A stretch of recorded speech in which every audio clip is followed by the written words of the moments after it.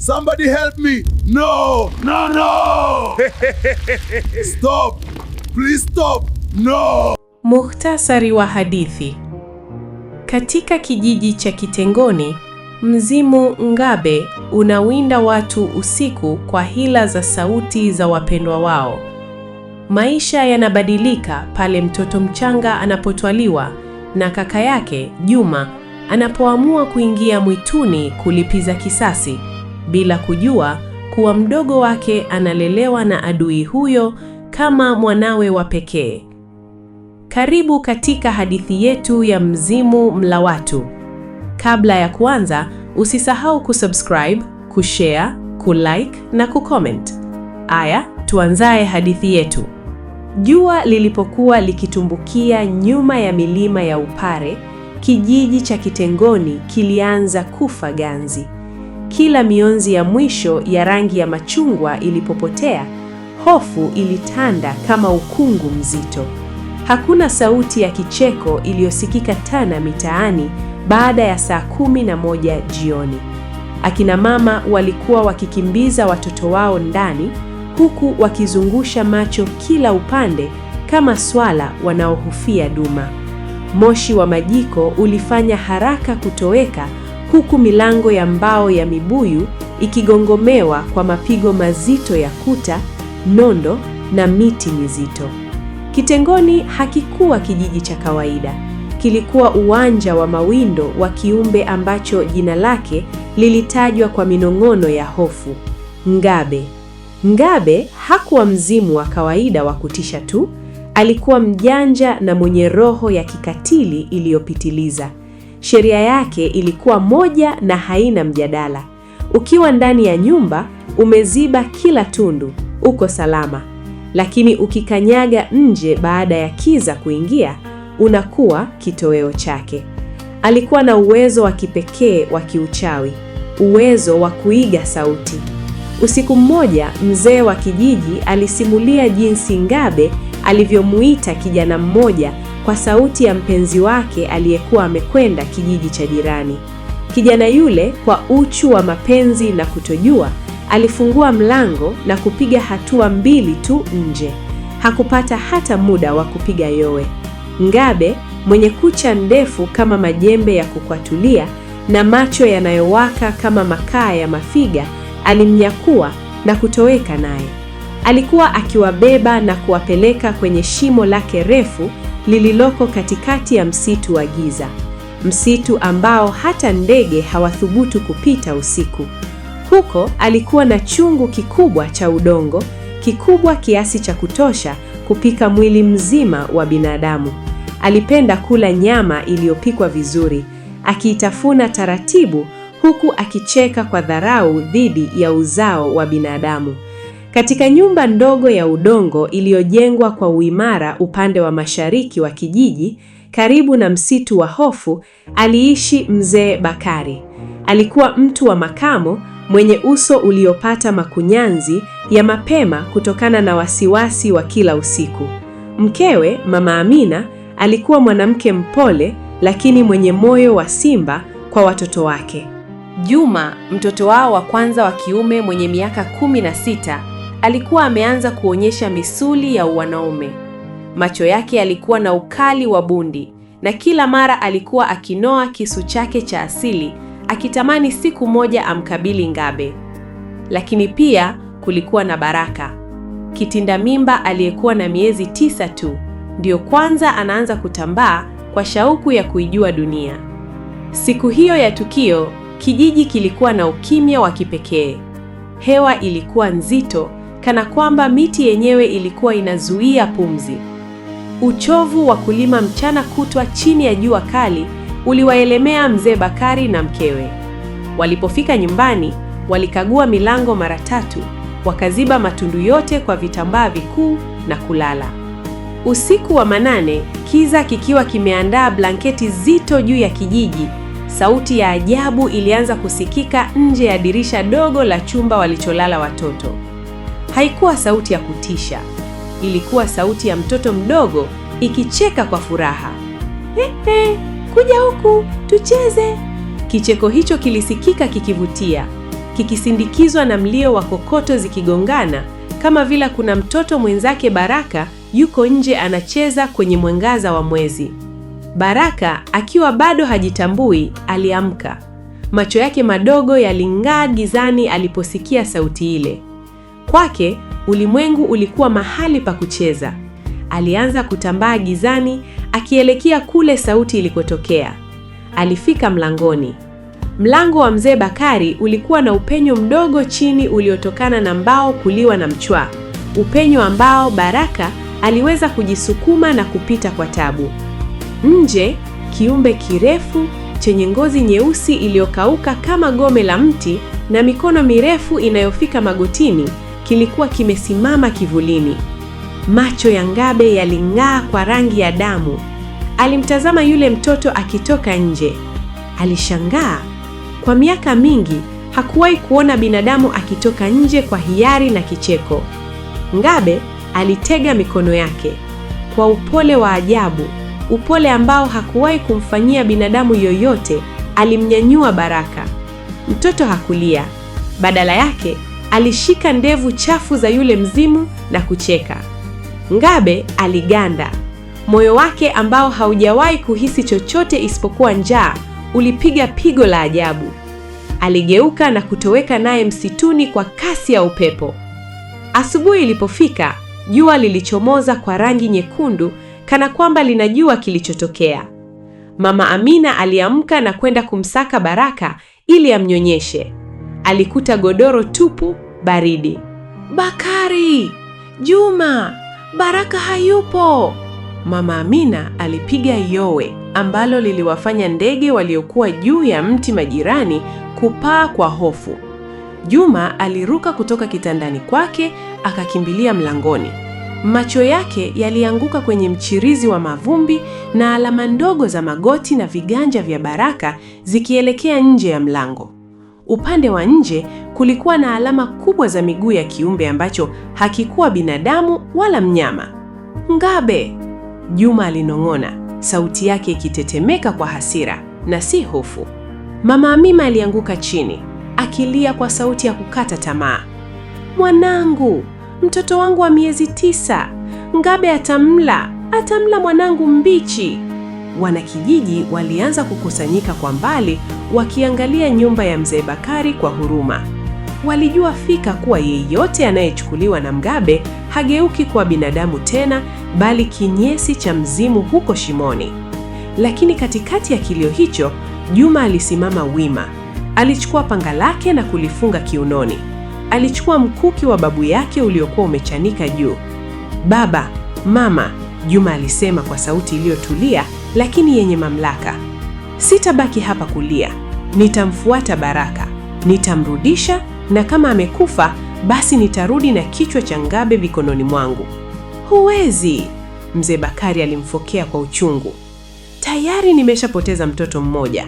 Sitaki kupoteza mwingine. Ngabe ana nguvu za giza. Anaweza kukuua kwa sauti tu. Basi nifundishwe jinsi ya kumuua, Juma alijibu. Kama binadamu hawezi kumuua, basi nitatafuta siri ya kifo chake. Mzee Bakari alitulia. Alimwangalia kijana wake, akaona moto uliokuwa ukiwaka machoni mwake. Alikumbuka hadithi za zamani. Kuna mzee mmoja anaishi kijiji cha pili cha ng'ambo ya mto. Anaitwa Ganga Ngozi. Ana miaka 90 sasa. Inasemekana yeye ndiye binadamu pekee aliyewahi kumjeruhi mzimu miaka ya kale kabla ya kustaafu kwa uzee. Kama kuna mtu yeyote anajua jinsi ya kumuua Ngabe, ni yeye. Juma alinyanyua mkoba wake wa ngozi. Basi, ninaenda kwa Ganga Ngozi sasa hivi. Wakati Juma akianza safari yake ya hofu na matumaini, huko upande wa pili wa msitu, ndani ya pango lenye harufu ya kifo, tukio la ajabu lilikuwa likitokea. Ngabe alikuwa amemweka Baraka juu ya jiwe kubwa. Alikuwa amewasha moto na kuandaa chungu chake. Lakini kila alipotaka kumshika Baraka ili amtumbukize kwenye maji ya moto, Baraka alikuwa akimnyoshea mikono na kucheka, akisema, "Baba!" Ngabe alirudi nyuma. Alitazama mikono yake yenye damu ya watu wengi. "Wewe ni mdogo sana Ngabe. Ukinywa maji haya utapotea haraka." Nataka uwe mkubwa, nataka nyama yako ijae iwe na mafuta mengi. Nitakufuga kama ninavyofuga mbuzi wangu wa porini. Utakuwa karamu yangu kubwa ya miaka 4 ijayo." Hivyo, huku kijiji kikimlilia Baraka kama aliyekufa na Juma akitafuta siri ya kifo, Ngabe alianza safari ya ajabu ya kulea binadamu. Baada ya uamuzi mgumu wa Juma wa kutaka kuingia msituni, kijiji cha Kitengoni kiligubikwa na hali ya wasiwasi mpya. Wanakijiji walikuwa wamezoea kupoteza watu, lakini hawakuwahi kuona kijana mdogo akijitolea kwenda kujipeleka mdomoni mwa kifo. Mzee Bakari, akiwa na majonzi ya kumpoteza mwanawe mchanga, alimvuta Juma kando ya nyumba yao, chini ya mti mkubwa wa mwembe uliokuwa ukitoa kivuli kizito. "Mwanangu," Mzee Bakari alianza, sauti yake ikitetemeka kama jani lililopulizwa na upepo wa vuli. "Ganga Ngozi si mtu wa kawaida. Alikuwa mlinzi wa kijiji hiki wakati mimi nikiwa mdogo kama wewe. Anasemekana alizaliwa na uwezo wa kuona vitu ambavyo binadamu wa kawaida hawezi kuona. Lakini kumbuka, miaka 90 ni mingi. Anaweza kuwa amesahau au anaweza kuwa amechoka na dunia hii. Usitegemea atakupokea kwa mikono miwili." Juma alimtazama baba yake, macho yake yakiwa yamejaa ujasiri uliochanganyika na hasira ya ujana. "Baba, kama nitaishia kuliwa na Ngabe, basi nife nikiwa na panga mkononi. Siwezi kukaa hapa nione mama akilia kila siku huku mimi nikiwa na nguvu za kupigana." Mama Amina alikuja akiwa amebeba mkoba wa ngozi uliotiwa chakula kidogo cha njiani, mihogo iliyochemshwa na maji ya mtungi. Alimwangalia Juma, akajua kuwa hakuna neno lolote la kumzuia lingefanya kazi. "Juma mwanangu, chukua mkufu huu." Mama Amina alimvua Juma mkufu mdogo wa shaba uliokuwa na alama ya ukoo wao. "Huu ni kwa ajili ya bahati, na ukimkuta mdogo wako, hata kama amebaki mfupa mmoja tu, ulete nyumbani tumzike kwa heshima."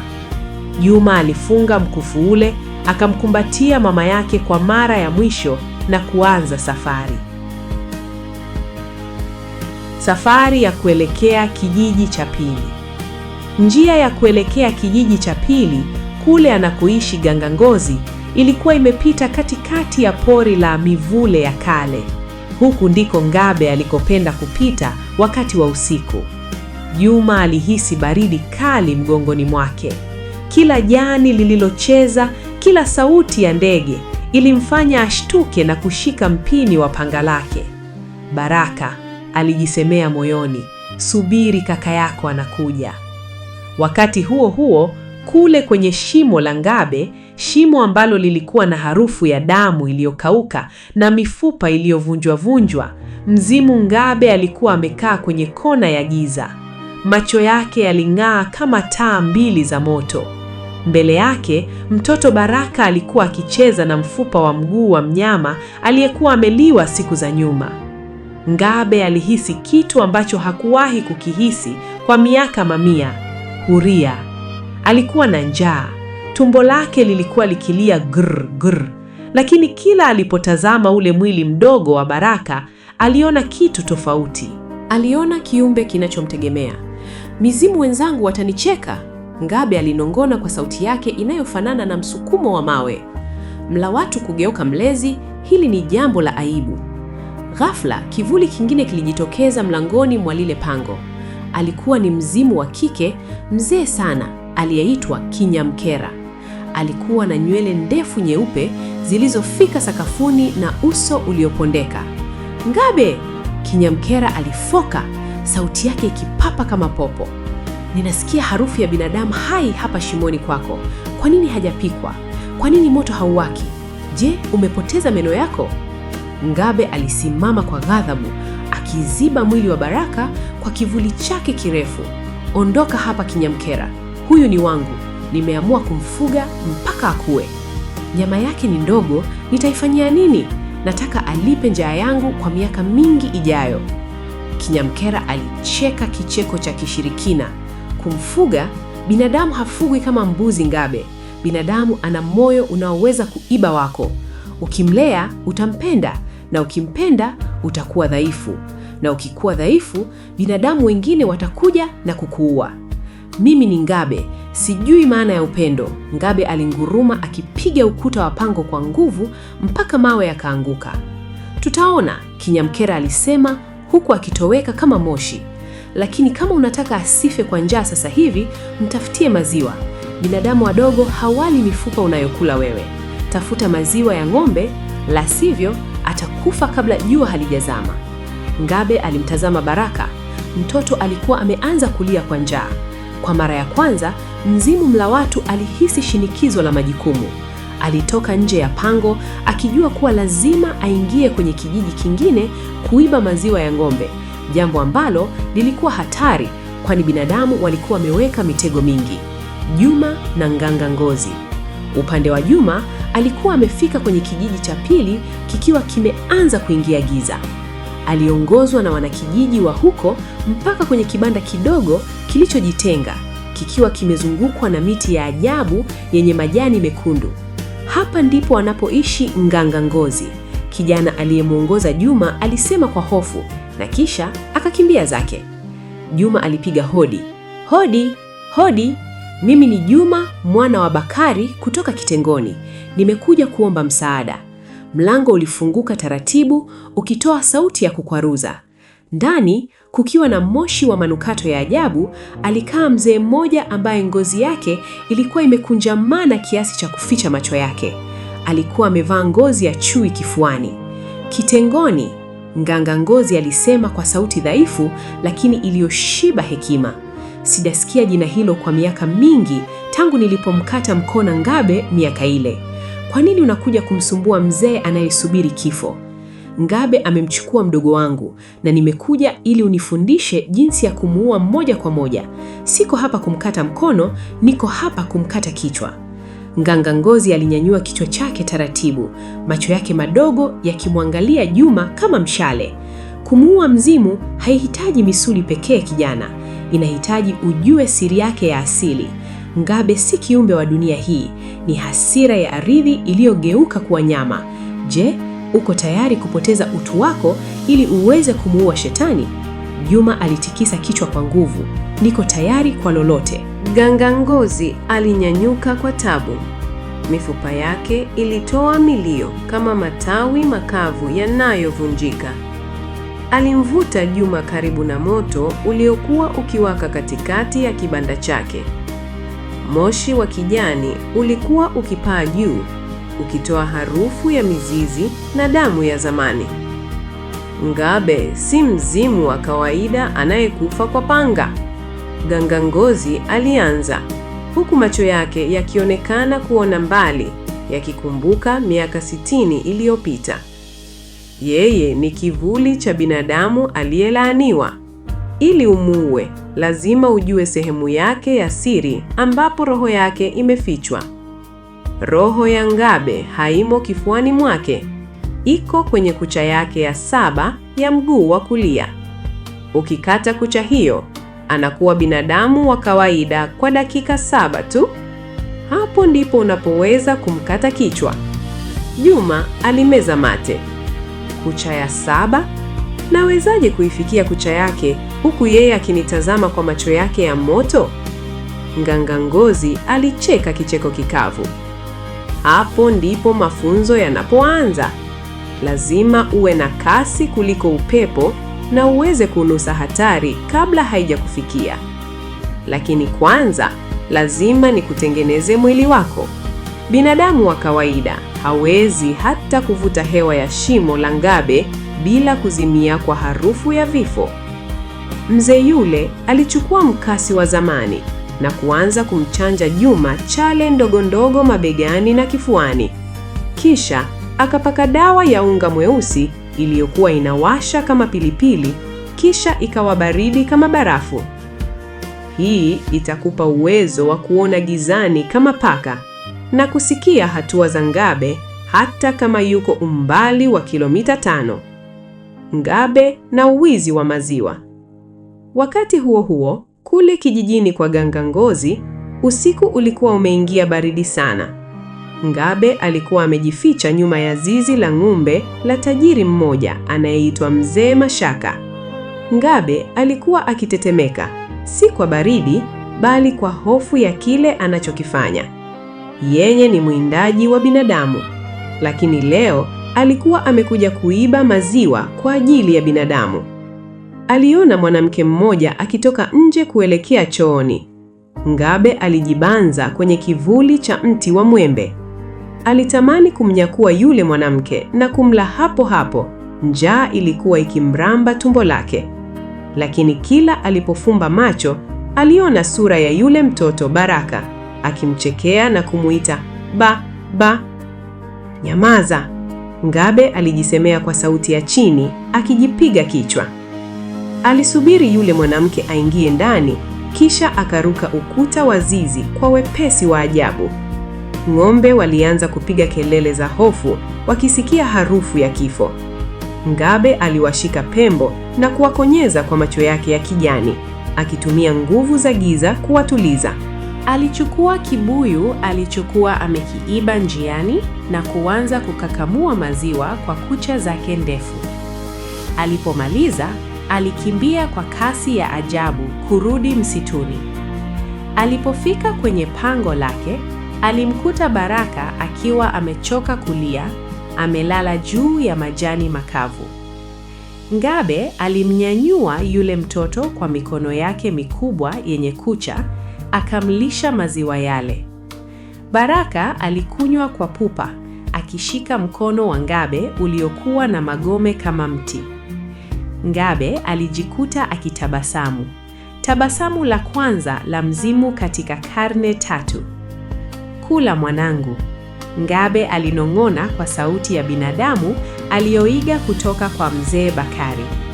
Kuwa uwe mkubwa, kuwa uwe na nyama nyingi. Lakini ndani ya moyo wake wa giza, mbegu ya upendo ilikuwa imeanza kumea. Mbegu ambayo ingekuja kumtesa baadaye. Mafunzo ya Juma. Kwa muda wa wiki 2, Juma alikuwa akifanya mazoezi makali chini ya gangangozi. Alifundishwa kuruka juu ya miti bila kutoa sauti ya jani hata moja. Alifundishwa kupigana kwa macho yakiwa yamefungwa, akitegemea tu milio ya wadudu na mwelekeo wa upepo. Sikiliza Juma, gangangozi alisema asubuhi moja, huku akimpa Juma mkuki mpya uliotengenezwa kwa mfupa wa nyangumi. Ngabe ana marafiki. Mizimu wenzake hawatafurahia kuona unamshambulia. Utakumbana na viumbe wa kila aina. Lakini kumbuka, nguvu yako kubwa si huu mkuki, bali ni mkufu wa mama yako. Ule mkufu una baraka za wazazi, na baraka ni sumu kwa mizimu. Juma alikuwa amekonda, lakini misuli yake ilikuwa imekuwa migumu kama chuma. Alikuwa tayari. Leo ninaondoka mzee wangu. Nenda mjukuu wangu, gangangozi alisema akimpa mkono wa heri. Kumbuka, ukifika shimoni, usimsikilize Ngabe akiongea. Atatumia sauti ya mdogo wako kukuita. Ukisita hata sekunde moja, utakuwa mlo wake. Juma aligeuka na kuanza safari ya kurudi kuelekea kitengoni, kisha kuingia ndani kabisa ya msitu wa kifo. Alikuwa na hakika mdogo wake alishaliwa, na kila hatua aliyopiga ilikuwa ni kwa ajili ya kulipiza kisasi. Lakini huko shimoni, Baraka alikuwa ameshaanza kutembea hatua 2-3, akishika mweki wa Ngabe na kucheka, bila kujua kuwa huyo ndiye adui wa kijiji chake.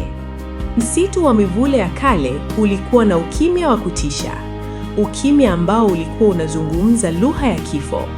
Juma alikuwa akitembea taratibu, kila hatua yake ikizama kwenye majani makavu bila kutoa mlio wa kwaro. Macho yake, sasa yakiwa na uwezo wa kuona gizani kwa msaada wa dawa za gangangozi, yalikuwa yakimulika kama taa za paka. Alikuwa anaona kila kitu, kuanzia wadudu wadogo wanaotambaa kwenye magome ya miti mpaka mienendo ya upepo iliyokuwa ikibeba harufu ya uozo. Hapa ndipo alipopita, Juma alinong'ona, akigusa alama ya mguu mkubwa wa Ngabe karibu na mto. Moyo wake ulidunda kwa kasi, lakini si kwa hofu. Ulikuwa unadunda kwa kiu ya damu. Kila alipokumbuka sauti ya mama yake akilia asubuhi ile, hasira ilikuwa ikimpanda kama moto wa nyika. Baraza la mizimu, mgogoro wa Ngabe. Wakati huo huo, ndani kabisa ya bonde la mifupa ambapo jua halijawahi kufika, Ngabe alikuwa ameitwa kwenye baraza la mizimu. Hili lilikuwa eneo lenye miti iliyokauka na kugeuka rangi ya kijivu, ambapo mizimu ya kale ilikuwa ikikusanyika kuhukumu yoyote anayevunja sheria za giza. Mzee wa mizimu, kiumbe mwenye vichwa vitatu na macho yanayotoa moshi wa bluu, alikuwa ameketi juu ya kiti cha fuvu la tembo. Alimwangalia Ngabe kwa dharau. "Ngabe?" Sauti ya mzee wa mizimu ilitetemesha ardhi. "Tunakisikia kile unachokifanya. Unalisha binadamu maziwa ya ng'ombe. Tangu lini mzimu ukawa mfugaji wa chakula chake?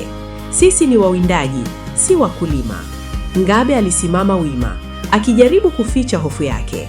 Alikuwa mrefu na mwenye nguvu, lakini mbele ya baraza hili alikuwa kama mtoto. "Nimeamua kumfuga ili apate nyama nyingi. Binadamu wa kijiji cha Kitengoni wamekuwa wembamba sana hivi karibuni. Nataka karamu itakayonishibisha kwa karne nzima." "Uongo!" alipiga kelele kinyamkera, yule mzimu mzee mwanamke aliyekuwa akimchungulia Ngabe. "Nilikuona ukimbeba kwa upole. Nilikuona ukimfuta machozi alipokuwa akilia. Ngabe, umeanza kuwa na moyo wa binadamu, na unajua sheria yetu. Mzimu akimpenda binadamu anapoteza uwezo wa kutoweka. Utakuwa kiumbe wa nyama na damu, na binadamu watakukua kwa urahisi kama wanavyoua kuku." Ngabe aliguruma, sauti yake ikipasua baadhi ya fuvu zilizokuwa karibu. "Mimi ni Ngabe, sijawahi kumpenda yoyote. Nitamla mtoto huyo atakapofikisha miaka 4. Hiyo ndiyo ahadi yangu kwa baraza." Mzee wa mizimu alimtazama kwa muda mrefu.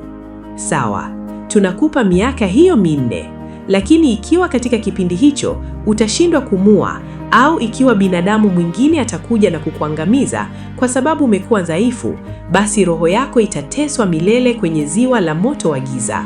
Na sasa nenda, lakini maziwa ya ng'ombe hayatoshi kumlinda binadamu na laana ya pango letu. Tafuta mizizi ya mti wa uzima ili asife kwa magonjwa ya mizimu." Ngabe alitoka kwenye baraza lile akiwa na mawazo mengi. Alijua kinyamkera alikuwa na ukweli fulani. Kila usiku alipokuwa akimlaza Baraka kwenye kitanda cha manyoya ya ndege aliyowawinda, alihisi kitu kikiyeyuka ndani ya kifua chake. Alianza kusahau ladha ya nyama ya binadamu. Alianza kufurahia sauti ya mtoto akicheka. Alianza safari ya kutafuta maziwa zaidi na mizizi ya kumlinda Baraka, bila kujua kuwa Juma tayari ameingia kwenye himaya yake, akiwa na mkio uliotiwa sumu ya siri ya gangangozi. Shambulio la kwanza. Juma alikuwa amekaribia shimo la Ngabe. Harufu ya damu na uozo ilikuwa inatisha. Ghafla, kichaka kilichokuwa mbele yake kilisogea. Kiumbe kidogo chenye sura ya nyani, lakini chenye meno ya mbwa mwitu, kiliruka kuelekea shingoni mwake. Huyu alikuwa mlinzi wa mpakani wa pango la Ngabe. Kwa kasi ya ajabu aliyofundishwa na gangangozi, aligeuka angani. Alitumia mkio wake kama fimbo ya kurukia na kumpiga teke la mbavu lililomvunja mifupa papo hapo. Kiumbe hicho kilitoa sauti ya kuumiza, lakini kabla hakijapiga kelele ya pili, Juma alikikata kichwa kwa panga lake. "Huu ni mwanzo tu," Juma alinong'ona, akifuta damu ya kijani kwenye panga. "Ngabe, nakuja kwako." Juma hakuwa anajua kuwa mdogo wake Baraka wakati huo huo alikuwa anacheza na mnyororo wa chena uliokuwa umefungwa kwenye pango la Ngabe, akimsubiri baba yake arudi na maziwa ya jioni.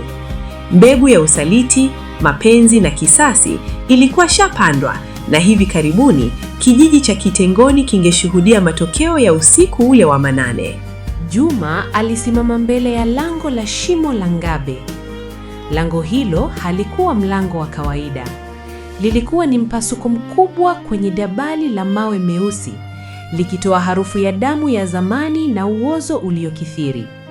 Kila mara upepo ulipovuma kutoka ndani, sauti za vilio vya watu walioliwa miaka ya nyuma zilionekana kusikika zikijirudia kwenye kuta za mawe.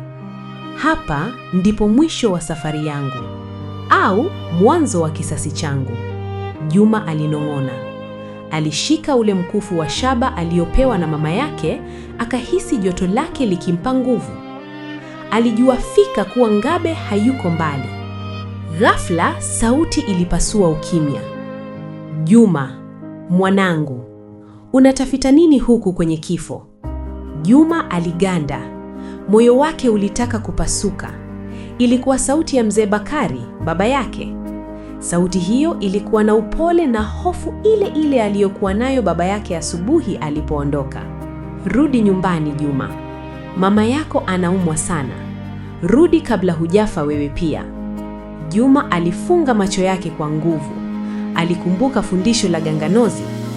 Ngabe atatumia sauti unazozipenda kukuua.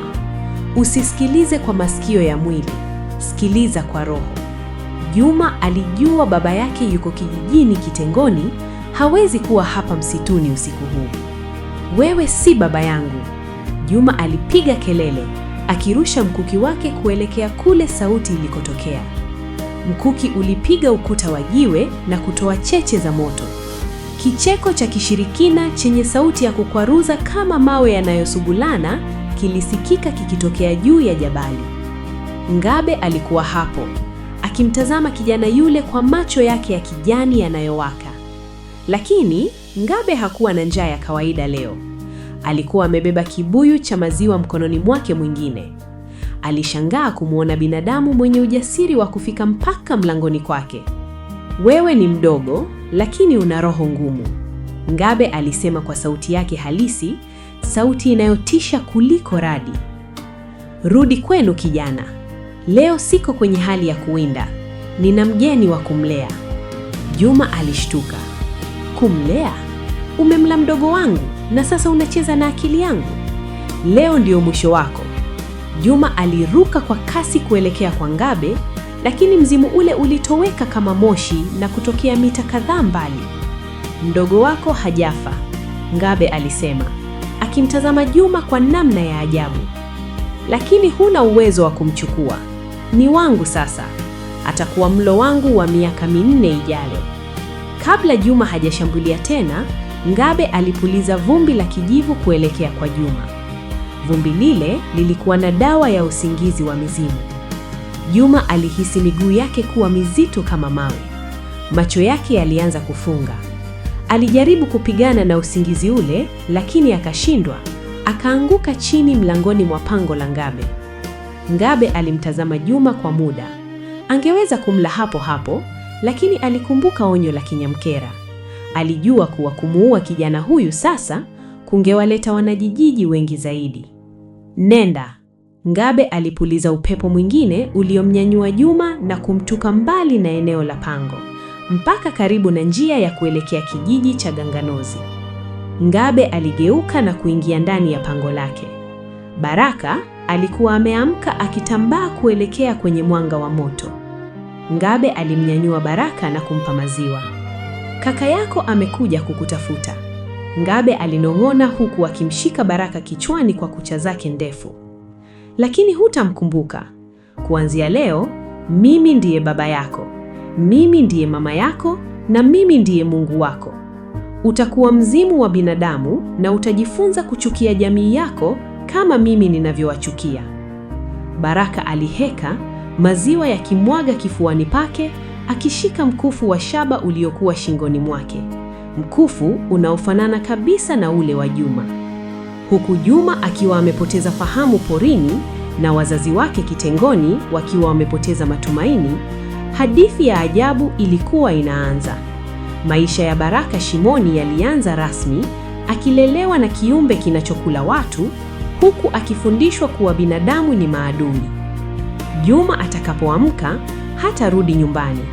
Atarudi kwa Ganganozi, safari hii akiwa na hasara maradufu, akijua kuwa mdogo wake yuko hai, lakini mikononi mwa mnyama. Miaka 4 ya maandalizi, mafunzo na uchungu ilikuwa mbele yake. Hapa ndipo mapambano ya kweli yanapoanza, kati ya damu ya binadamu na malezi ya mzimu. Nani atashinda? Tunaingia kwenye episodi ya pili, ambapo muda unakimbia kama maji ya mto baada ya mvua. Miaka 4 ya mabadiliko, mafunzo makali na malezi ya ajabu yanatokea huku chuki na mapenzi vikichuana. Karibu katika hadithi yetu ya Mzimu Mla Watu, episode ya 2. Kabla ya kuanza, usisahau kusubscribe, kushare, kulike na kucomment. Aya, tuanze hadithi yetu. Miaka 4 imepita tangu usiku ule wa giza ambapo Baraka alitoweka kitengoni. Kijiji kimebadilika, huzuni imekuwa sehemu ya maisha na nyumba ya mzee Bakari imebaki kuwa na upweke mwingi. Mama Amina amekuwa akikaa mlangoni kila jioni, akitazama njia ya kuelekea kijiji cha pili, akimsubiri Juma arudi. Lakini Juma hakuwahi kurudi tangu siku ile aliyozimia mlangoni mwa pango la Ngabe. Kwa kweli, Juma hakuwa amekufa. Baada ya kuamka kutoka kwenye usingizi wa kishirikina aliopuliziwa na Ngabe, alijikuta akiwa amelala kwenye kizingiti cha nyumba ya Ganga Ngozi. Alikuwa amechoka, mwili wake ukiwa na maumivu, lakini moyo wake ulikuwa na moto wa ajabu. "Umerudi mapema kuliko nilivyotegemea," Ganga Ngozi alisema, huku akimpa Juma kikombe cha supu ya mizizi chungu. "Umeuona uwezo wake, sivyo? Ngabe si wa kumuua kwa hasira ya kitoto. Yeye ni kiumbe wa hila." Juma alikunywa supu ile kwa uchungu. "Yuko hai babu, Baraka yuko hai. Ngabe amesema anafuga mdogo wangu ili amlee baadaye. Siwezi kurudi nyumbani mpaka niwe na uwezo wa kumtoa kule." Ganga Ngozi alimtazama kijana yule. Aliona kuwa Juma sasa ameacha kuwa mvulana, amekuwa mwindaji mwenye lengo moja. "Basi, maandalizi ya miaka 4 yanaanza leo. Nitakufundisha mbinu ambazo nilizitumia miaka 60 iliyopita, lakini bei yake ni kubwa. Lazima usahau maisha ya kijijini. Lazima uwe mzimu ili uweze kumuua mzimu." Maisha ya Baraka shimoni. Wakati huo huo, ndani ya shimo la Ngabe, maisha yalikuwa tofauti kabisa na yale ya binadamu wa kawaida. Baraka, sasa akiwa na umri wa miaka 4, alikuwa amekuwa akijua kuwa pango lile ndilo dunia yake yote. Hakuwa na nguo zaidi ya ngozi ya mnyama aliyefungwa kiunoni. Ngozi yake ilikuwa na rangi ya udongo na nywele zake zilikuwa ndefu na chafu, zimejaa manyoya ya ndege. Cha ajabu ni kwamba Baraka hakuwa na hofu. Alijifunza kutambaa kwenye kuta za mawe kwa kasi ya ajabu. Alijifunza kuona kwenye giza totoro, na masikio yake yalikuwa yakisikia milio ya wadudu wadogo kilomita 1 mbali. Ngabe alikuwa amebadilika pia. Kila jioni alikuwa akirudi na maziwa ya ng'ombe na matunda ya porini. Alikuwa akimfundisha Baraka lugha ya mizimu, lugha ya milio, minong'onono na ishara za mikono. "Baba," Baraka alisema siku moja, akishika mkono wa Ngabe uliokuwa na magome. Sauti yake ilikuwa ya kibinadamu, lakini ilikuwa na mwango wa kishirikina. "Kwa nini tunaishi hapa shimoni na kule nje kuna mwanga?" Ngabe aliganda. Alimtazama yule mkijana mdogo anayemwita baba. Kwa Mzimu Mla Watu, neno lile lilikuwa na nguvu kuliko uchawi wowote wa Ganga Ngozi. "Kule nje kuna maadui mwanangu," Ngabe alinong'ona kwa sauti ya kuigia binadamu. "Kule nje kuna viumbe waitwao binadamu. Wao ni wakatili, wanatutafuta ili watuue. Sisi tuko salama hapa gizani." Baraka alitikisa kichwa, akishika ule mkufu wa shaba uliokuwa shingoni mwake. Hakujua kuwa mkufu ule ndio uliokuwa unamfanya abaki na sehemu ya ubinadamu wake, ukizuia nguvu za giza za pango lile zimgeuze kuwa mzimu kamili. Shambulio la mizimu wenzake. Lakini amani ile ya shimoni haikudumu. Usiku moja, kundi la mizimu watatu, marafiki wa Kinyamkera, walivamia pango la Ngabe wakati mzimu huyo alikuwa amekwenda kuwinda. Walitaka kumchukua Baraka na kumlaa kabla hajafikia miaka 4, wakiamini kuwa Ngabe amekuwa mamluki wa binadamu. Baraka alikuwa amejikunyata kwenye kona. Aliona viumbe hao wenye sura za kutisha, macho yake yakimulika kwa njaa. "Nyama changa! nyama tamu! Mmoja wa mizimu alinguruma. Baraka, badala ya kulia kama mtoto wa binadamu, alionyesha meno yake na kutoa muungurumo mdogo kama wa chui. Alirukia mmoja wa mizimu ile na kumng'ata mkono.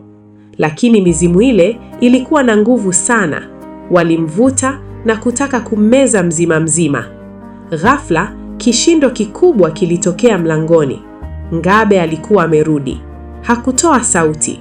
Aliruka kama radi na kumshika mmoja wa mizimu ile shingoni, akimvunja vipande viwili papo hapo. Hasira ya Ngabe ilikuwa ya kutisha. Aliwafukuza wengine huku akinguruma kiasi cha kutikisa milima ya karibu. Alipomaliza, alimkimbilia Baraka na kumkumbatia. Katika wakati huo, Ngabe alijua kuwa hawezi tena kumlaa Baraka. Alikuwa ameshindwa na onyo la kinyamkera. Alikuwa amempenda binadamu. Siku 4 zimebaki, Ngabe alinong'ona huku akimtetemea Baraka. Baada ya siku 4 utakuwa na miaka 4 kamili, na baraza la mizimu litakuja kudai karamu yao. Lazima nikuokoe, hata kama itanigharimu maisha. Wakati huo huo, kijiji cha pili, Juma alikuwa anamaliza mafunzo yake mwisho. Ganga Ngozi alimpa panga lililopakwa damu ya duma na maji ya baraka. Leo ni siku yako ya mwisho ya wanafunzi, Juma. Nenda kitengoni, chafua mwili wako na mavumbi ya nchi yako ili Ngabe hakunuse mapema. Siku ya 4 kuanzia leo ndipo Ngabe atakuwa dhaifu zaidi, maana roho yake itakuwa inajivua ubinadamu wake. Hapo ndipo utakapoingia shimoni. Juma alinyanyuka akiwa na misuli iliyochongika na macho yenye uzoefu wa miaka ya mafunzo. Hakujua kuwa mdogo wake alikuwa shapata baba mwingine, na kumuua Ngabe kutamletea Baraka maumivu makubwa kuliko kifo. Juma alikuwa ameketi mbele ya moto mdogo nje ya kibanda cha mganga Ngozi. Usiku huu ulikuwa wa kipekee. Mwezi ulikuwa mwekundu kama damu, ishara ya kuwa ulimwengu wa roho na ulimwengu wa binadamu ulikuwa umekaribiana sana. Mzee mganga Ngozi alitokea kivulini akiwa amebeba pembe ya kifaru iliyojaa mafuta mazito ya kijivu. Juma, mzee alinong'ona, sauti yake ikisikika kama majani makavu yanayopeperushwa. Leo ni usiku wa kutakaswa. Ngabe si mzimu wa kuzaliwa, alikuwa binadamu kama wewe. Miaka 300 iliyopita alikuwa mwindaji stadi wa kijiji hiki cha Kitengoni, lakini alilaaniwa baada ya kula nyama ya ndugu yake wakati wa njaa kuu. Laana hiyo ilimgeuza kuwa kiumbe asiyekufa anayehitaji nyama ya binadamu ili kupunguza maumivu ya roho yake. Juma alishtuka. Kwa hiyo Ngabe ana hisia, ana kumbukumbu za ubinadamu wake? Ndiyo, mganga Ngozi alijibu huku akimpaka Juma yale mafuta ya kijivu usoni na mikononi. Na hiyo ndiyo silaha yako kubwa. Ukimfanya akumbuke ubinadamu wake, mkono wake utatetemeka, na sekunde hiyo moja ya kutetemeka ndiyo itakayokupa nafasi ya kukata kucha yake ya 7. Mafuta yale yalianza kuwasha kwenye ngozi ya Juma. Alihisi nguvu mpya ikitiririka kwenye mishipa yake.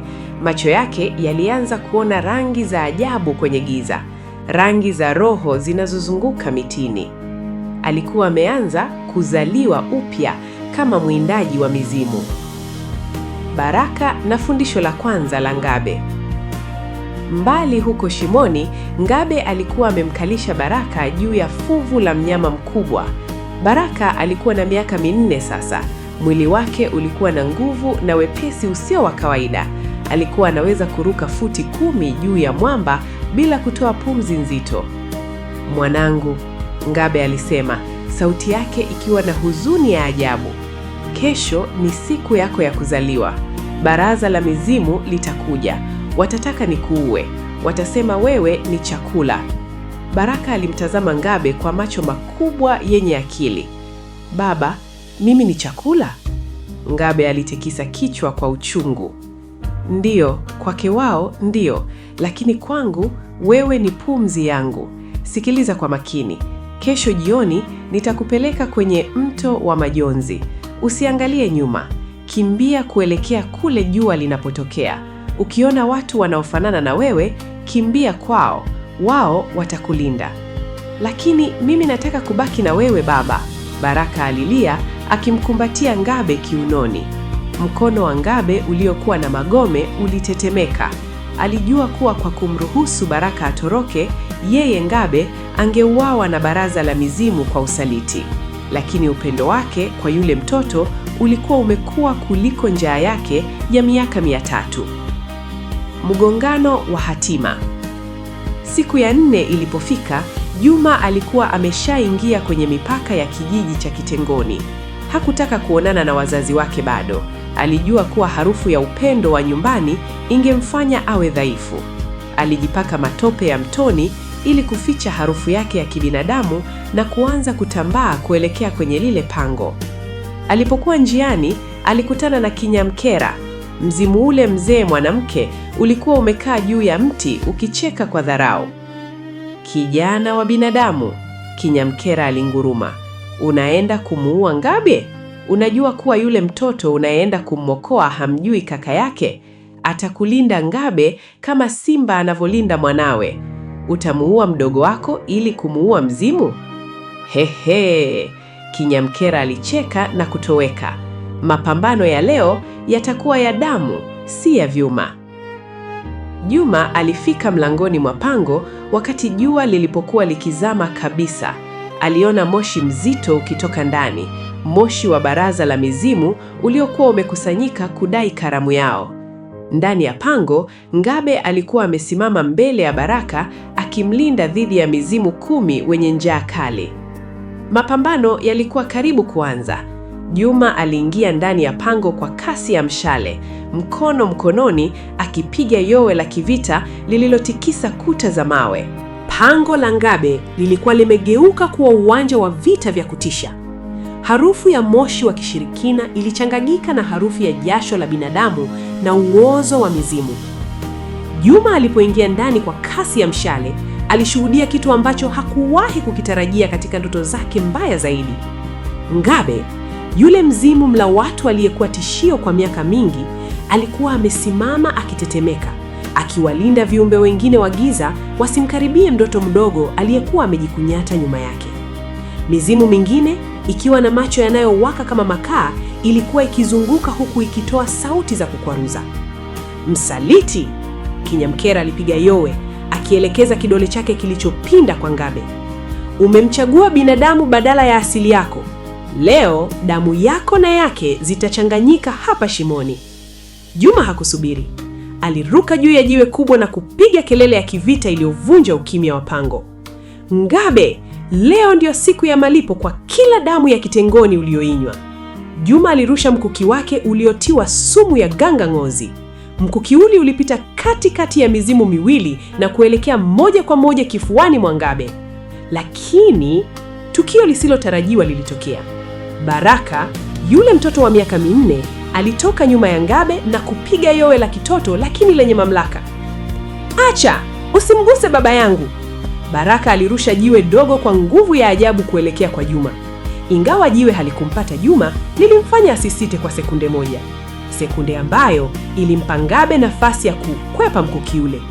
Juma aliganda. Macho yake yalikutana na ya Baraka. Ingawa yule mtoto alikuwa mchafu, mwenye nywele zilizovurugika na ngozi ya mnyama, Juma alitambua pua ile na macho yale ya mama yao. Lakini kilichomfanya Juma apate ganzi ni kuona Baraka akimshika Ngabe mkono kwa upendo, akijaribu kumlinda mzimu dhidi ya binadamu. "Baraka," Juma alinong'ona, sauti yake ikivunjika. "Mimi ni kaka yako. Nimekuja kukuokoa." Baraka alionyesha meno yake akitoa muungurumo mdogo kama ule wa Ngabe. "Wewe ni adui. Wewe ni binadamu mkatili. Baba ameniambia kuhusu nyinyi." Ngabe alimtazama Juma, kisha alimtazama Baraka. Kwa mara ya kwanza, mzimu ule ulionekana kuwa na huzuni ya kibinadamu. "Kijana," Ngabe alisema kwa sauti nzito, "ondoka hapa na mdogo wako. Mizimu haitakuacha uondoke ukiwa hai ukibaki hapa. Mimi nitawazuia, lakini wewe mchukue Baraka na ukimbie." "Hapana!" Kinyamkera aliruka kuelekea kwa Baraka akiwa na kucha zake ndefu. Juma akitumia kasi aliyofundishwa na Ganga Ngozi, alichomoa panga lake na kukata hewa. Kama unataka kumgusa mdogo wangu, itabidi upite juu ya mwili wangu. Mapambano sasa yalikuwa ya pande tatu. Juma akipambana na mizimu, Ngabe akipambana na wenzake kumlinda Baraka na Juma, huku Baraka akichanganyikiwa asijue nani ni adui na nani ni rafiki. Pango lilitetemeka. Mawe yalianza kuanguka toka juu. Juma alijua lazima afanye uamuzi wa haraka. Je, amuue Ngabe sasa hivi kama alivyopanga, au aungane na mzimu huyo kuwashinda mizimu mingine ili kumwokoa Baraka? Pango lilitetemeka kwa kishindo cha ajabu, huku kuta zake zikitoa sauti ya kupasuka. Juma alisimama kidete, panga lake mkononi likitoa mwanga wa kijivu kutokana na dawa ya Ganga Ngozi. Alimtazama Baraka, mdogo wake ambaye sasa alikuwa na macho yenye hasira ya kinyama. Kisha akamtazama Ngabe. Juma, Ngabe alinguruma, sauti yake ikichanganyika na maumivu. Mizimu hii haitatuacha tukiwa hai. Wanalitaka fuvu la mdogo wako kama sadaka ya usaliti wangu. Linda upande wa kushoto, mimi nitashughulika na Kinyamkera. Ilikuwa ni kitu cha ajabu, mwindaji na mwindwa wakipigana upande mmoja. Juma aliruka hewani akizungusha panga lake na kukata mkono wa mzimu mmoja uliokuwa unajaribu kumnyakua Baraka kutokea gizani. Damu nyeusi na nzito ilimwagika sakafuni, ikitoa harufu ya kiberiti. Baraka, kimbia! Juma alipiga kelele, nenda mlangoni. Lakini Baraka hakukimbia. Badala yake alijitupa juu ya mgongo wa mzimu mwingine, aking'ata sikio la kiumbe hicho kwa meno yake madogo lakini yenye nguvu. Alikuwa amelelewa na Ngabe kama mnyama wa porini, na silaha yake pekee ilikuwa ni ujasiri wa kifo. Ngabe alikuwa akipambana na Kinyamkera. Mzimu ule mzee mwanamke alikuwa akirusha mishale ya giza iliyokuwa ikichoma ngozi ya Ngabe. Wewe ni dhaifu Ngabe, Kinyamkera alicheka kwa dharau. Upendo umekufanya uwe binadamu, na binadamu hufa. Ngabe alipigwa kifuani na kurushwa kwenye ukuta wa jiwe. Alipoanguka, Juma aliona nafasi aliyokuwa akiitafuta kwa miaka 4. Kucha ya 7 ya mguu wa kulia wa Ngabe ilikuwa wazi, iking'aa kwa rangi ya zambarau. Huo ndio ulikuwa moyo wake, siri ya maisha yake. Juma alinyanyua panga lake, moyo wake ulidunda kwa kasi. Akikata kucha ile, Ngabe atakuwa binadamu kwa dakika 7 na ataweza kumuua. Lakini akifanya hivyo sasa, nani atamsaidia kupambana na kundi la mizimu linalowazunguka? Na Baraka atamchukia kiasi gani akiona baba yake anachinjwa mbele ya macho yake? Fanya sasa kijana, Ngabe alipiga kelele, akimtazama Juma kwa macho yaliyopoteza ukali wake wa kishirikina. Nikate kucha yangu, niue mimi ili niweze kufa kama binadamu na nishindwe kuwadhuru tena. Lakini muokoe mwanangu, muokoe Baraka. Juma alitazama sura ya Ngabe. Hakuona tena mnyama mla watu. Aliona kiumbe kilichochoka na laana ya karne nyingi. Aliona kiumbe kilichompenda mdogo wake kuliko maisha yake yenyewe. Kwa pigo moja la haraka na lenye nguvu, Juma alishusha panga lake. Klang! Kucha ya 7 ilikatika na kuruka hewani. Ghafla, mwanga mkali mweupe ulijaza pango lile. Ngabe alitoa yowe la uchungu ambalo liligeuka kuwa kilio cha kibinadamu. Mwili wake uliokuwa na magome ulianza kusinyaa, kucha zake ndefu zikaanguka, na macho yake ya kijani yakawa ya kahawia kama ya binadamu wa kawaida. Ndani ya sekunde chache, mbele ya Juma alikuwa ameketi mzee mmoja dhaifu, mwenye majeraha mengi, akiwa amevaa mabaki ya ngozi za kale. Baba! Baraka alikimbia na kumkumbatia ule mzee, akilia kwa sauti ya kusononeka. Mizimu mingine ilipoona Ngabe ameshakuwa binadamu, walijua wamepoteza nguvu yao juu yake. Kinyamkera alitoa mlio wa hofu na kutoweka kwenye kiza, akifuatiwa na wenzake. Pango likabaki kimya, isipokuwa sauti ya Baraka akilia. Juma alimsogelea ule mzee. Mkono wake ulikuwa ukitetemeka ukishika panga. Dakika 7. Zimebaki dakika 5 sasa. Lazima nimalize kazi niliyotumwa na kijiji. Mzee Ngabe alimtazama Juma na kutabasamu kwa shida. Asante mjukuu wangu. Umekata mnyororo uliokuwa umenifunga kwa miaka 300. Niue sasa kabla dakika 7 hazijaisha na mnyama urudi ndani yangu. Niue nikiwa bado najua maana ya kuwa na mwana. Baraka alisimama mbele ya Juma, akitandaza mikono yake midogo. Humuui, wewe ni mkatili, ondoka. Juma alimtazama mdogo wake, kisha akamtazama ule mzee anayesubiri kifo kwa amani. Huu ulikuwa mtihani mkubwa kuliko mafunzo yote ya ganga ngozi. Je, Juma atafanikiwa kumuua shujaa huyo aliyemlelea mdogo wake, au atashindwa na huruma na kuruhusu mzimu urudi? Ndani ya pango, ukimya ulikuwa mzito kiasi cha kuweza kuukata kwa kisu. Juma alisimama mbele ya mzee Ngabe, panga lake likitetemeka mkononi. Dakika 7 zilikuwa zikiyoyoma kwa kasi ya ajabu. Sekunde ya 3, ya 4, ya 5. Kila sekunde iliyopita ilikuwa ikimrudisha mnyama ndani ya yule mzee. Baraka alikuwa amemkumbatia Ngabe kwa nguvu, akilia kwa sauti ya kuhuzunisha. Baba, usiniache! Kaka huyu ni mbaya, anataka kukuua! Juma alimtazama Baraka. Moyo wake ulipasuka kuona mdogo wake akimwita mzimu baba. Alikumbuka mafundisho ya ganga ngozi. Usiruhusu hisia zako zizuie haki. Mzimu ni mzimu, hata akivaa ngozi ya kondoo. Lakini mbele yake hakuona mzimu. Aliona mzee aliyekuwa amechoka na laana. Mzee aliyemlisha Baraka maziwa badala ya kumla nyama. Juma, Ngabe alinong'ona, sauti yake ikianza kukwaruza tena. Ngozi yake ilianza kuwa ngumu na kucha zake zilianza kuchomoza upya. Haraka! Dakika ya 6 imepita! Nikate kichwa sasa, kabla sijawa yule mnyama niliyemchukia. Nikate kichwa, ili Baraka anione nikiwa binadamu kwa mara ya mwisho. Juma alifumba macho. Alivuta pumzi ndefu ya ujasiri. Alijua kuwa akishindwa kumuua Ngabe sasa, mzimu utarudi kwa nguvu mara 2 na huenda ukamla Baraka ili kufuta aibu ya upendo wake. Nisamehe Baraka, Juma alinong'ona. Kwa pigo moja la haraka na lenye ufundi wa miaka 4, Juma alizungusha panga lake. Mwanga wa chuma ulipita kwa wepesi. Kichwa cha Ngabe kilianguka sakafuni, kikibaki na tabasamu la amani la kibinadamu. Mwili wake ulibaki umeketi, mikono ikiwa bado imemkumbatia Baraka. Hapana! Baraka alipiga yowe lililopasua kuta za pango. Alijitupa juu ya mwili uliokufa wa Ngabe, akilia na kumkumbatia. Alimpiga Juma vifuani kwa mikono yake midogo. Umemuua baba yangu! Nakuchukia! Nakuchukia! Juma alisimama pale, damu ikitiririka kwenye panga lake. Machozi yalimtoka. Hakuwa akijihisi kama shujaa.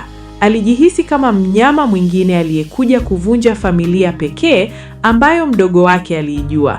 Lakini alijua kuwa amefanya jambo sahihi. Aliuokota ule mkufu wa shaba uliokuwa umeanguka chini ya miguu ya Ngabe. Mkufu ambao Ngabe alikuwa ameuvaa kwa siri miaka yote hiyo. Baraka, njoo kwangu, Juma alisema kwa sauti ya upole, akijaribu kumnyanyua Baraka. Baraka alikataa. Alikaa pale akilia, akishika mkono wa Ngabe uliokuwa umeanza kuwa baridi. Juma alijua hana muda mwingi. Mizimu mingine kama kinyamkera inaweza kurudi saa yoyote kulipiza kisasi.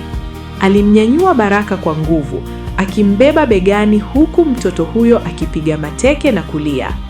Juma alichukua kichwa cha Ngabe kwa ajili ya ushahidi kwa kijiji cha Kitengoni, akakifunga kwenye gunia la ngozi.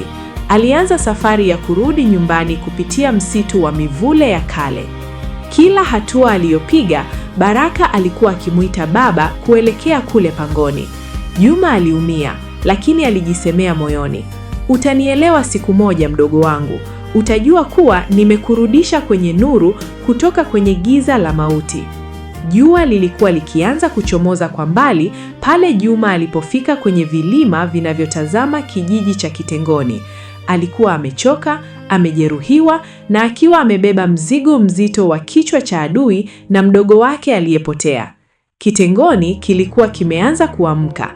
Milango ilikuwa inafunguliwa kwa mara ya kwanza bila ya hofu ya usiku.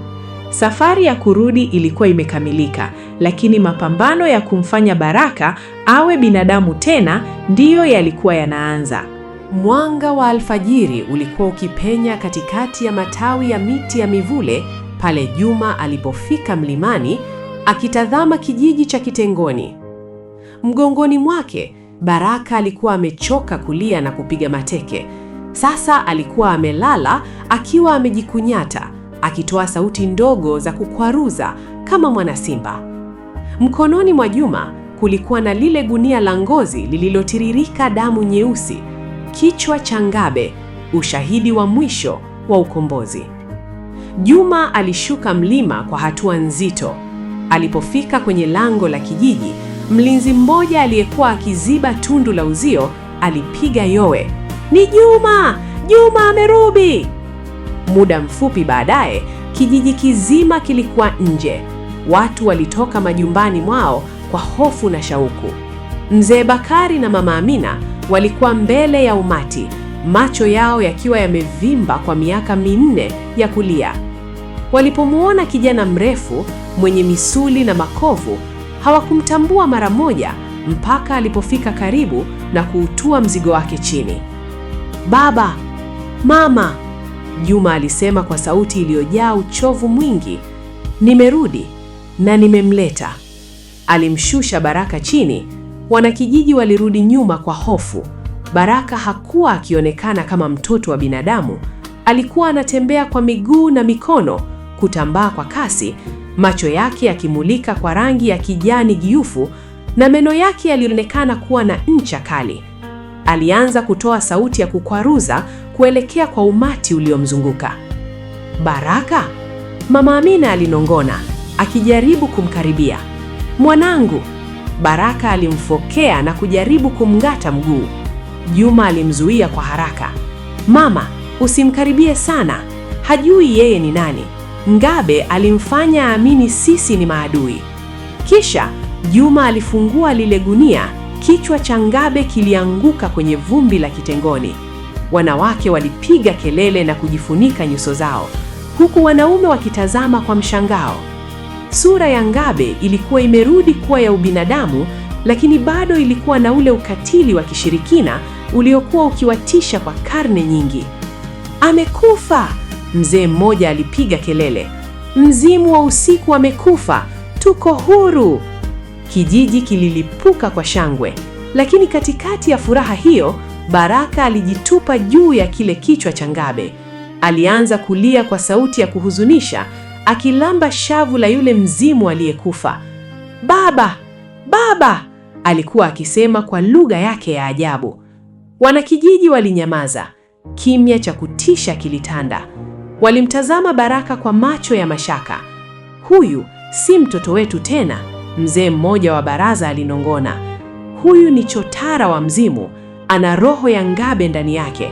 Atatuua sote tukimwacha aishi hapa." Mgogoro wa kijijini.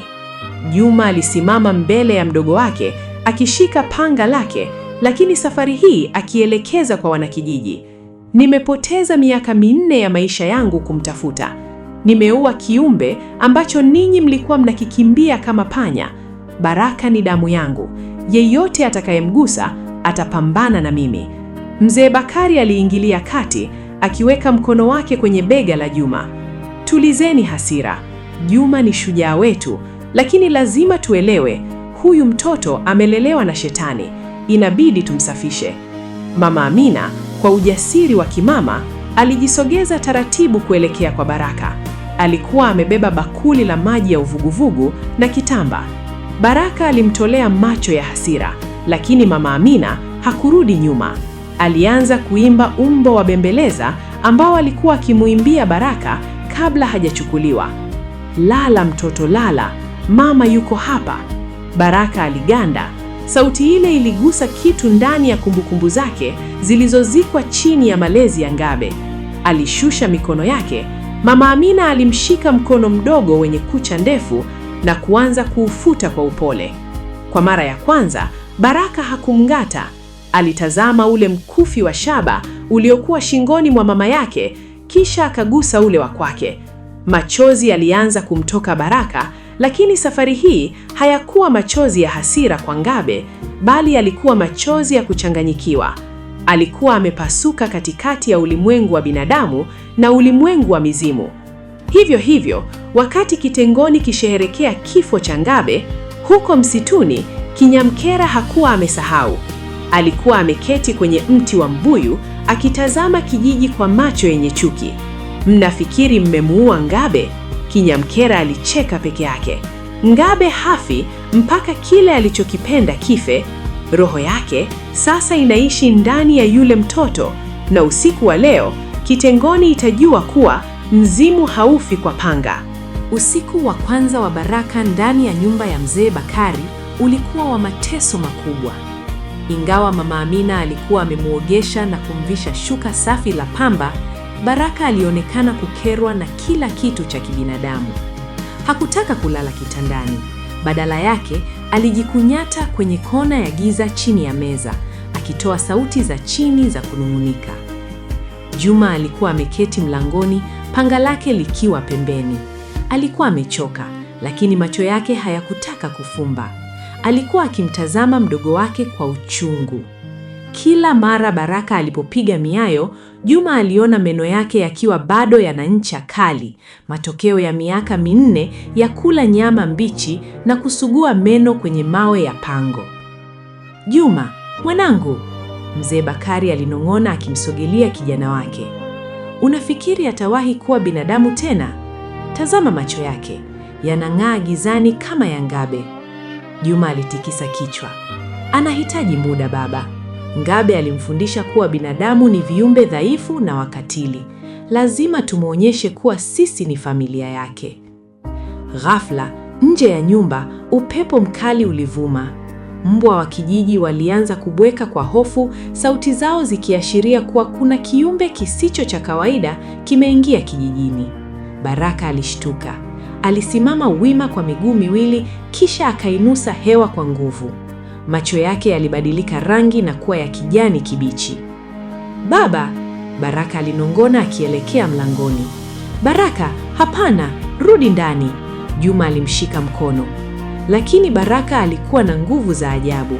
Alimnasua Juma na kukimbilia dirishani. Nje, kwenye mwangaza wa mwezi, kivuli kirefu cha Kinyamkera kilikuwa kimekaa juu ya paa la nyumba ya jirani. Mzimu ule mzee mwanamke ulikuwa ukicheka kicheko ambacho binadamu wa kawaida hawawezi kukisikia, lakini Baraka alikisikia vizuri. "Baraka, rudi nyumbani," sauti ya Kinyamkera ilinong'ona moyoni mwa mtoto yule. "Watu hawa wamemuua baba yako, wanataka kukuua wewe pia. Fungua mlango, waruhusu mizimu waingie waje kulipiza kisasi." Baraka alishika komeo la mlango. Mikono yake ilikuwa ikitetemeka.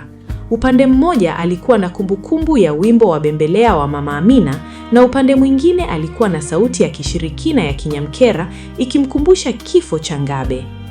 "Baraka, usifungue!" Juma aliruka na kumkumbatia mdogo wake, akimvuta mbali na mlango. Baraka aligeuka na kumpiga Juma kifuani kwa nguvu kiasi cha kumtoa pumzi. "Wewe muuaji, umemuua baba!" Baraka alipiga kelele ya kinyama ambayo iliamsha kijiji kizima.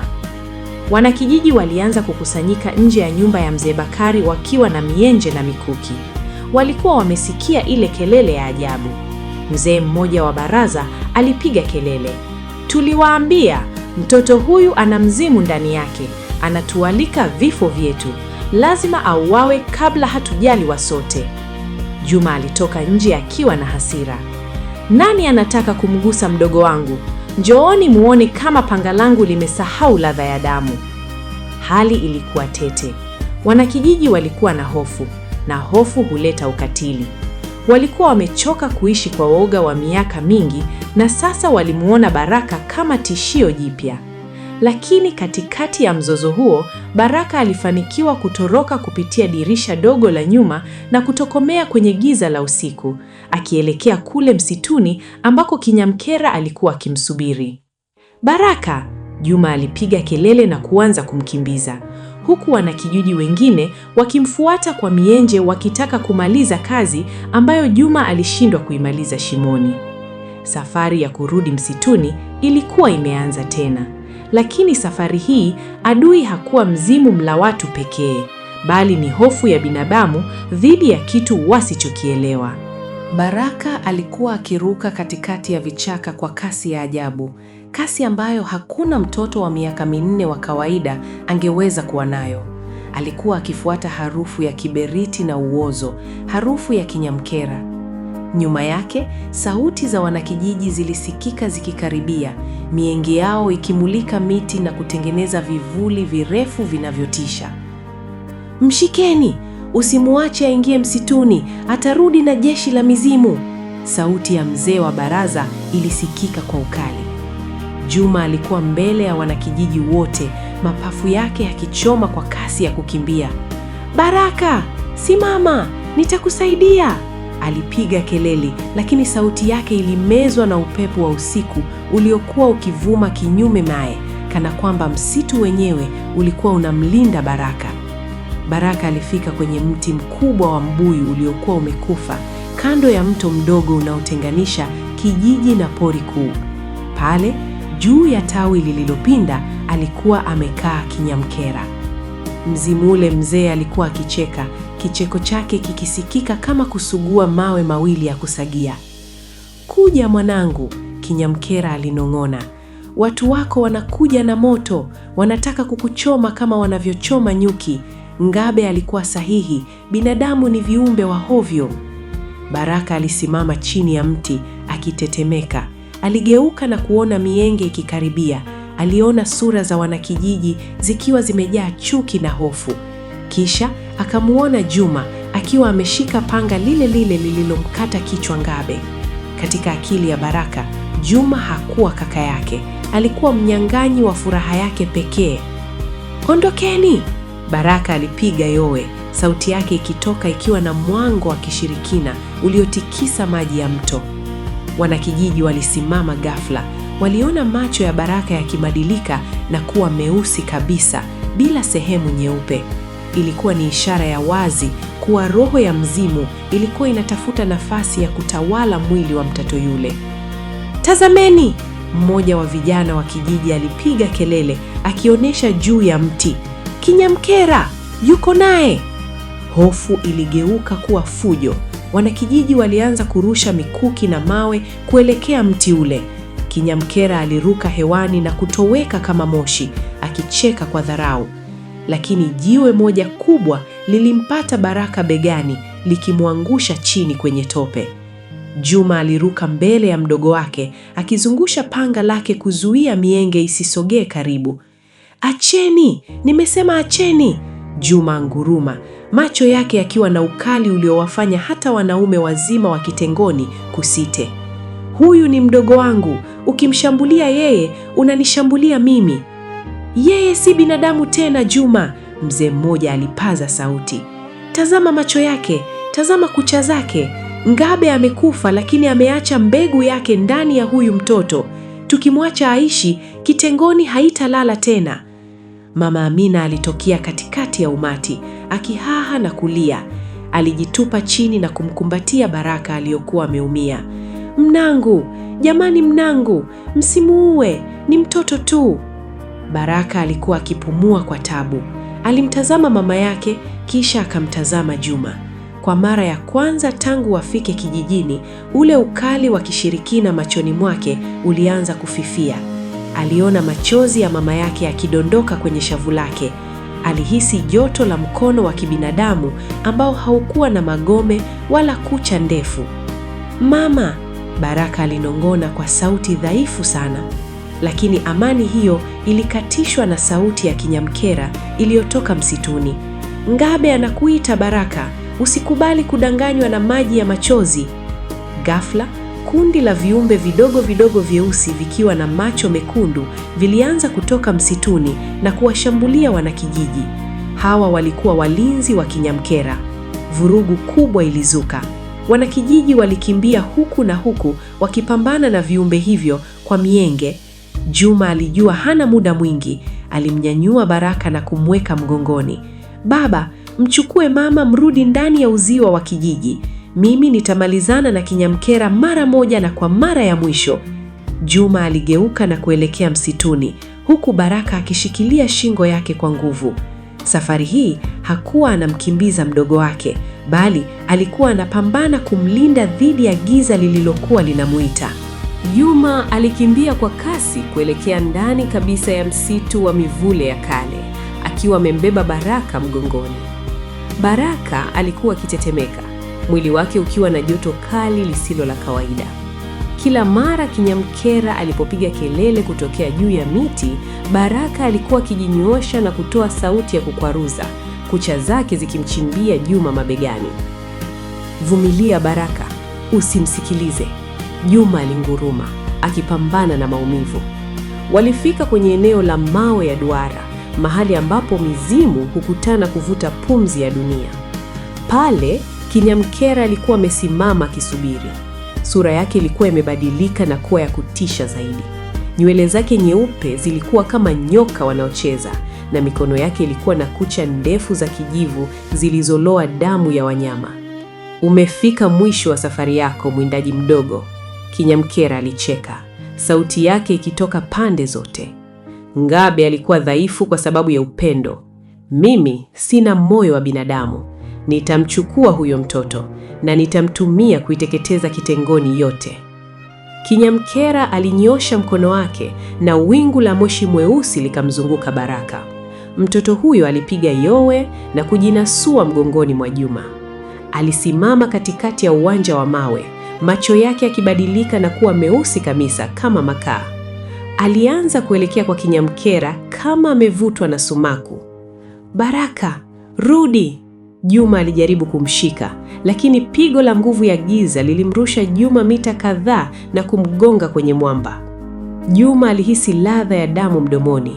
Aliona kila kitu kikianza kuwa na ukungu. Alikumbuka maneno ya mwisho ya Ganga Ngozi: "Kama nguvu ya chuma itashindwa, tumia nguvu ya damu. Roho ya mzimu haivunjwi na panga, bali na kiapo cha udugu." Juma alijinyanyua kwa tabu. Alichukua panga lake na kujichanja kiganja cha mkono wa kushoto. Damu nyekundu na safi ilianza kutiririka. "Baraka!" Juma alipinga kelele, sauti yake ikiwa na mamlaka ambayo Kinyamkera hakuweza kuizuia. "Tazama mkono huu.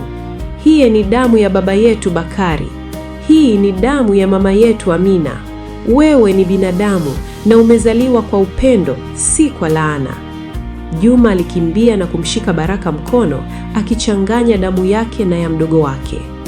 Ghafla, mwanga mkali wa bluu lilipuka kutokea kwenye mkufu wa shaba uliokuwa shingoni mwa Baraka.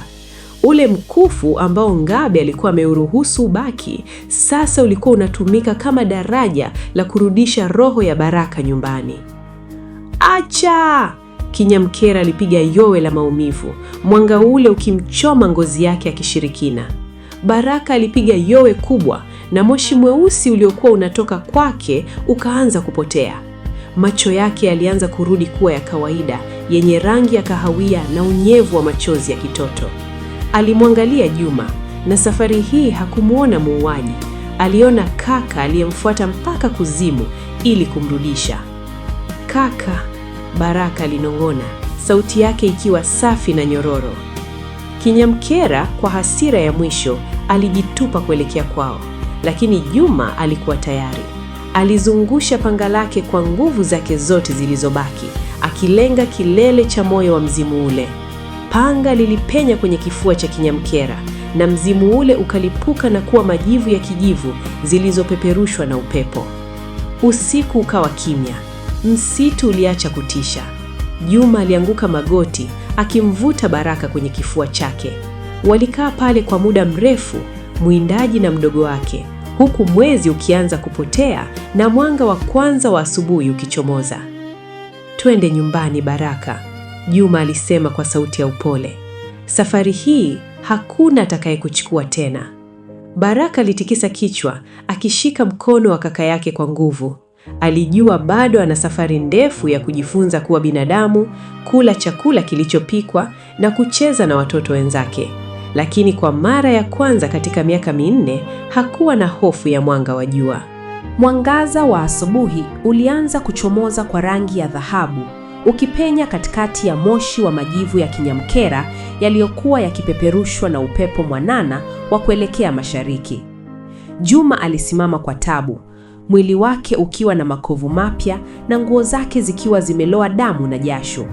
Alimgeukia Baraka ambaye alikuwa amekaa chini akitazama mikono yake midogo kwa mshangao, kana kwamba ndiyo kwanza anajiona kwa mara ya kwanza. "Baraka," Juma aliita kwa sauti ya upole iliyojaa upendo. "Imekwisha sasa. Giza limetoweka." Baraka alinyanyua kichwa chake. Macho yake hayakuwa yakimulika tena kwa rangi ya kijani ya kinyama. Yalikuwa na rangi ya kahawia yenye unyevu wa machozi ya kweli ya kibinadamu. Alimshika Juma mkono, na safari hii hakuwa na kucha ndefu za kudhuru. Alikuwa mtoto mdogo tu anayetafuta ulinzi. Walipoanza safari ya kurudi kijijini, msitu uliokuwa ukiwatisha kwa miaka mingi sasa ulionekana kuwa na utulivu wa ajabu. Ndege walianza kuimba nyimbo za asubuhi, na harufu ya ozo wa mizimu ilikuwa imebadilishwa na harufu ya maua ya porini yaliyochanua baada ya usiku wa dhoruba. Mapokezi ya ushindi. Pale walipokaribia lango la kitengoni, wanakijiji walikuwa bado wamesimama wakiwa na mienge iliyozimika na nyuso zilizojaa wasiwasi. Mzee Bakari na Mama Amina walikuwa mbele kabisa, macho yao yakitazama njia ya msituni kwa hamu na hofu. Ghafla, kivuli cha Juma kilitokea kikimwongoza Baraka kwa mkono. Kijiji kizima kilikaa kimya. Juma alisimama mbele ya wazazi wake, akavua mkufu wake wa shaba na kuuweka pamoja na ule wa Baraka. "Baba, mama," Juma alisema, sauti yake ikisikika kwa nguvu na mamlaka.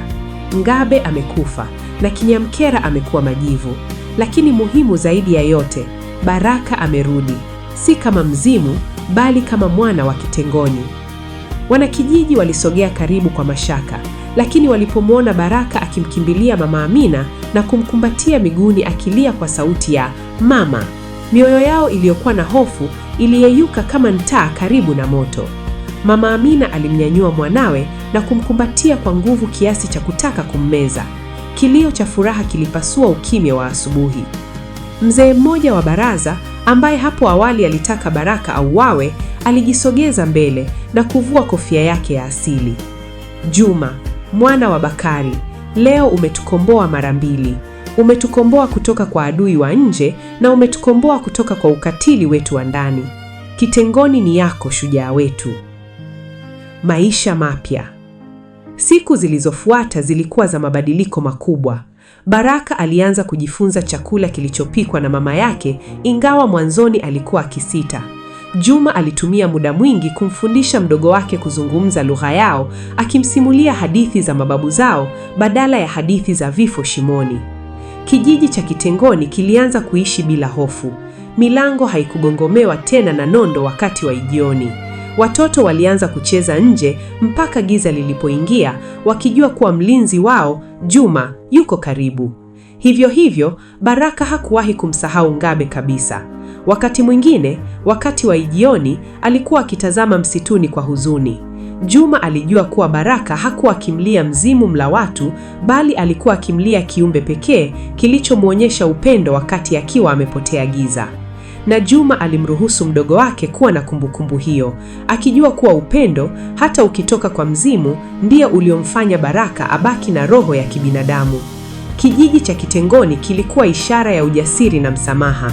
Juma akawa kiongozi wa vijana, akiwafundisha mbinu za ulinzi alizojifunza kwa Ganga Ngozi, ili kisitokee tena kiumbe chengine cha giza kuwadhuru. Na hapa ndipo simulizi yetu ya ujasiri, kisasi na upendo wa kindugu inafikia tamati. Kutoka kwenye kucha za mzimu mpaka kwenye mikono ya mama, Baraka alirudi nyumbani. Hapa ndipo mwisho wa hadithi yetu. Usisahau kusubscribe, kushare, kulike na kucomment. Asante kwa kuwa nasi kutokea mwanzo mpaka mwisho wa simulizi hii ya kusisimua. Chao, bye.